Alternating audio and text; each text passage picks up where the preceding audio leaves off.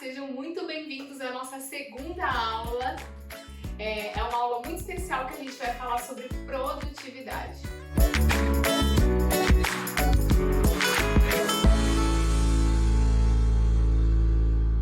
Gente, a produtividade ela está ligada à nossa agilidade em produzir. E isso interfere diretamente no custo final dos nossos produtos, né? O custo, a parte mais importante do custo dos nossos produtos é a mão de obra e o custo de matéria-prima. Então, tem algumas coisas que são importantes e que vão fazer você ganhar na produtividade. E eu tô aqui para contar para vocês o que é e como que nós vamos fazer isso. Uma das primeiras coisas é um cronograma semanal.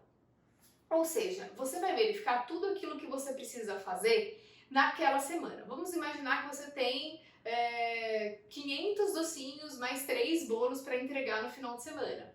Então você vai ver quais doces, quais bolos e você vai organizar a sua semana de produção. Então na segunda-feira, o que eu consigo fazer na segunda-feira que pode adiantar? Na terça, na quarta, e assim você monta uma agenda, um cronograma da sua semana.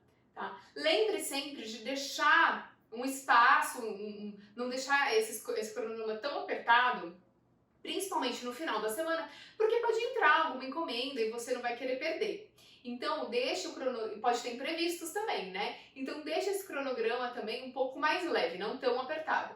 Eu diria que eu até apertaria mais o passo na segunda e na terça para tentar deixar um pouco mais livre no final da semana para eu poder encaixar alguma coisa que aparecer. Outra coisa que vai mudar muito é a separação dos ingredientes. Sim, gente, separar ingrediente demora demais, mas é um passo muito importante a ser feito. Então, a minha recomendação é, se você quer amanhã, no dia seguinte, né, você quer fazer já tantas receitas de brigadeiro, tantos ganaches ou tantas massas de bolo, o que você vai fazer? Você já pode deixar hoje esses ingredientes separados. De repente, hoje você tem um tempinho a mais, já deixa tudo separado, né? Já deixa separado seu leite condensado, seu creme de leite, pesado, tudo organizado. Primeiro porque aí você também vai saber se tá faltando alguma coisa. E isso é muito importante, porque aí amanhã, né, você já vai começar a sua produção com tudo prontinho, já vai um para a panela, o outro já vai para o micro-ondas, você já consegue agilizar e ganhar muito na sua produção. Então, deixe todos os ingredientes separados. Isso a gente chama em francês de mise en place, pôr em ordem, tá? Então já faça o seu mise en place num dia antes, ou já faça tudo de uma vez e depois você só fica ali fazendo as suas receitas. Isso é bem, bem importante. Outra coisa muito importante é saber a validade dos seus produtos. Por que eu tenho que saber a validade dos meus produtos? Porque aí você vai conseguir saber o que você consegue adiantar.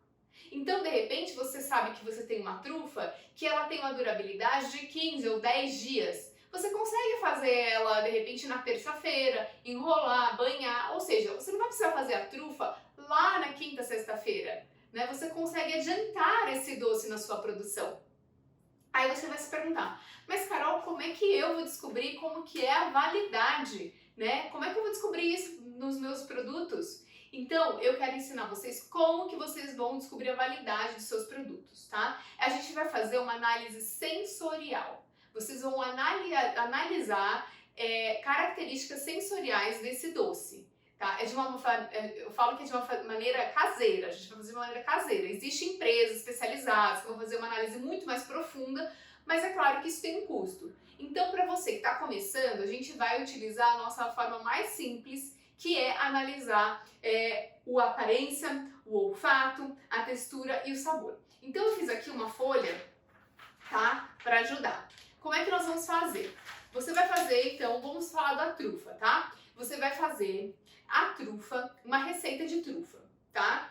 E aí, essa receita de trufa você fez, vamos imaginar, no dia 10 de fevereiro.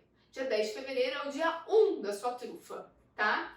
E aí você vai anotar, dia 2 é dia 11, dia 3 terceiro dia, quarto dia, quinto dia, sexto dia, vamos imaginar até de repente 15 dias, ok? E aí, todas as trufas foram feitas no dia 10, o dia 1. Aí você vai colocar então aqui, todas as trufinhas, cada uma no seu dia, ó, deixa eu mostrar de novo a folha pra vocês, certo? Cada uma no seu dia. Você vai colocar as trufinhas aqui. Você pode colocar até 2 por dia, de repente, se você preferir, para fazer uma análise melhor, ou para, de repente, você ter mais uma pessoa analisando junto com você, não só você, tá? Então você vai colocar aqui uma trufinha para cada dia. Aqui eu coloquei 12 dias, mas poderia ser 15, 20 dias, tá? Porque trufas, em geral, elas têm uma durabilidade maior, então você pode colocar, de repente, até 20 dias, 30 dias, seja lá como você preferir. Aí, então vamos lá, dia 1 dessas trufas. Você vai olhar para a trufa, você vai fazer uma análise sensorial, visual primeiro. Então você vai fazer anotações, você vai escrever a respeito dessa trufa no dia 1. Então você vai olhar e vai falar assim: chocolate está brilhante, ela aparenta, vamos supor que tivesse uma decoração aqui, uma suquinha cristal. Açúcar cristal tá brilhante, tá íntegro, tá perfeito, ok. Aparência, você escreve essas características, tá? Aí você vai sentir o perfume, fala, nossa, tá cheirosa, tem cheiro de chocolate, muito. Então você vai lá e analisa essa questão do olfato. Aí você vai o quê? Morder. Na hora que você morder, você vai fazer análise da textura desse doce, dessa trufa. Ela é cremosa, ela tá derretendo na boca, ela não apresenta nenhuma parte sólida além da casquinha. E você vai falar, os cristalzinhos da decoração estão super crocantes. Faz essa análise da textura. E depois você vai analisar o sabor. Aí você vai falar assim, vamos supor que você tenha colocado a marula que vai na receita. Um aroma bem intenso da marula, chocolate, aí você vai colocar, certo? Então essas são as características da sua trufa no dia 1. No dia 2, né, no dia seguinte, você vai fazer a mesma análise, né? Vai olhar a aparência, você vai olhar o olfato. O olfato também, depois que você morder, sente, né, também, e aí você vai fazer análise dos sentidos, da parte sensorial dessa trufa. No dia 2, no dia 3 e vai assim por diante. E você vai fazendo as anotações. Por quê? Porque de repente, no 5º dia da trufa, você começa a perceber que os cristalzinhos que você pôs decorando, o açúcar cristal, começou a derreter. Né? Tem uma leve derretida, vamos imaginar. Mas a textura, o sabor ainda estão muito bonitos, né? Aí você depois vai perceber que ela também já não está mais brilhante. Ou você vai perceber que o sabor já alterou, né? E aí você vai fazendo essa análise. Se for, por exemplo, uma questão de decoração, você pode até optar por mudar a decoração, se você achar viável, certo? E aí você vai analisando. Quando de repente chegou lá no seu 10º dia, você falou, poxa, assim, ela já não tá mais cremosa, o sabor dela já não é mais de amarula. Então você descobriu que, gente, 10 dias já não vai estar legal. Eu vou colocar então a validade dessa trufa, sei lá para o 7º dia. Então, 7 dias vai durar essa trufa. Ou ela se mantém linda, maravilhosa, aí chegou lá pelo 15º dia, você já percebeu que está um pouquinho estranha, e quando você corta, você vê um pontinho de mofo. Nossa, com 15 dias a minha trufa mofa. Então, o que você vai fazer? Se você está vendo o ponto de mofo no 15º dia, gente, antecipe. Então é sinal que com 10 dias, você já pode pôr ali uma barreira de 10 dias. Por quê? Porque o ponto de mofo já está visível, ou significa que ele já está tendo reação nessa trufa antes de estar visível, tá?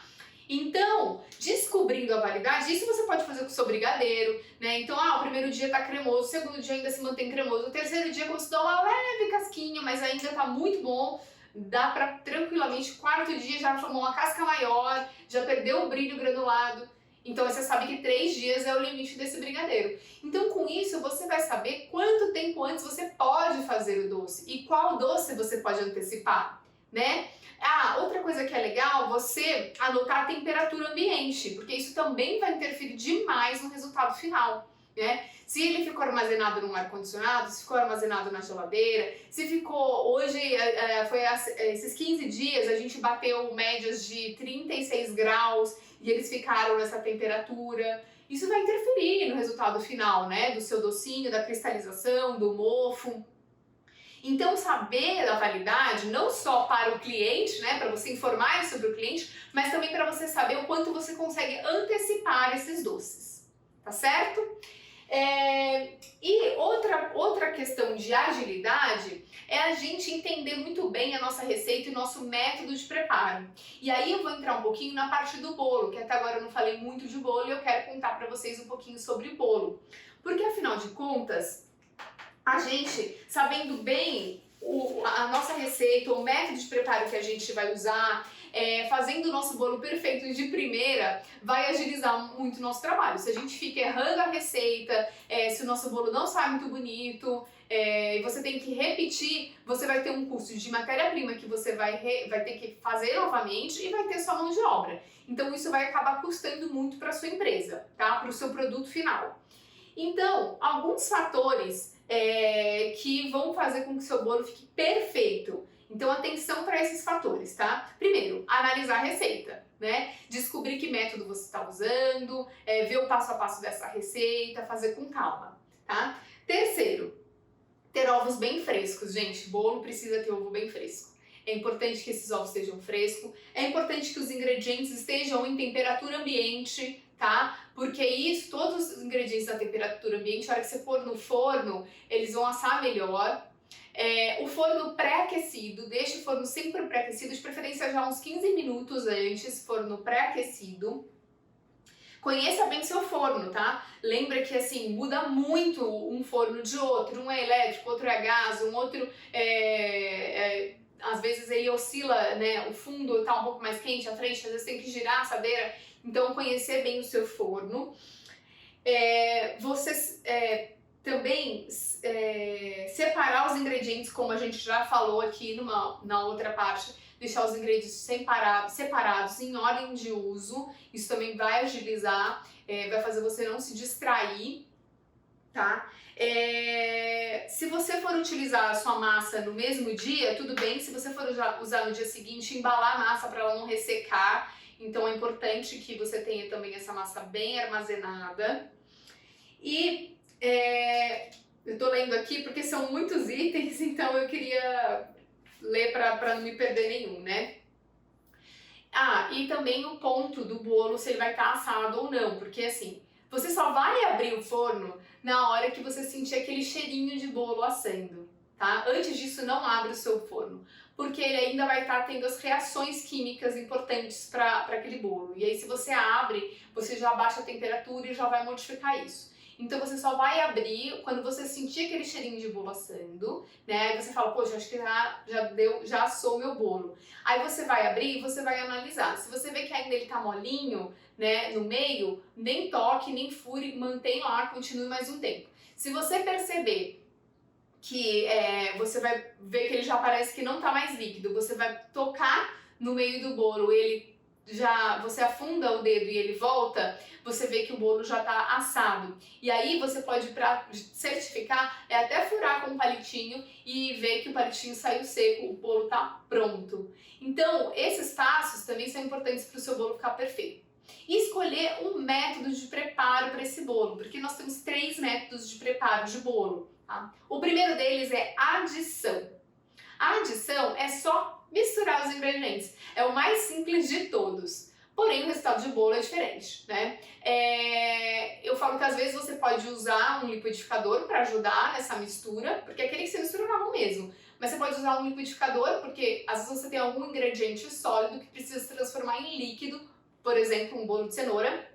Então você tem um liquidificador que vai fazer essa função e depois você mistura na mão e usa sempre o fermento para fazer essa massa pastosa se transformar num bolinho fofo. Aí, depois a gente tem o método espumoso. O método espumoso é o nosso famoso pão de ló. Ele é o método que a gente bate os ovos com açúcar até eles ficarem fofinhos. Ou seja, vai incorporar bastante ar nessa receita, nesses ovos, que vai deixar aquele bolo bem fofo. E depois, na hora que você mistura a farinha e o fermento, você mistura com delicadeza para não perder esse aerado e aí leva para o forno. Então você vai ter uma massa muito fofinha, muito maleável, e também nessa massa você pode ainda acrescentar um pouquinho de gordura na sua receita para deixá-la um pouco mais úmida.